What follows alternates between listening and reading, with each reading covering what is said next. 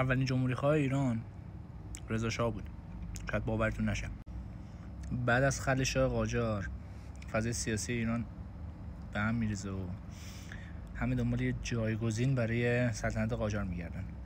رضا شاه به تقلید از آتاتورک که توی ترکیه جمهوری آورد، جمهوری رو پیشنهاد میکنه که با مخالفت آیت الله مدرس مواجه میشه.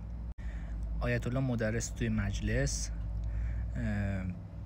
جمهوری رو توطئه انگلیس میخونه و حتی دعوا میشه و یه نماینده مجلس به آیت الله مدرس سیلی میزنه.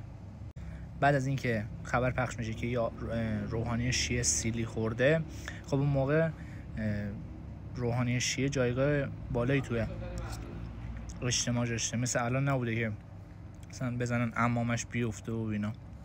اون موقع وقتی شنیدن این خبر رو، بازاریا و مردم ریختن تو خیابونا و میخواستن نظمیه رو بگیرن که تو این جریان 5-6 نفر کشته میشن، که در آخر رضا شاه تصمیم میگیره که به عنوان شاه شیعه تاجگذاری کنه و جمهوری، یعنی اولین جریان جمهوری خواهی تاریخ ایران همونجا تو نطفه خفه میشه. توسط کی؟ توسط روحانیان شیعه.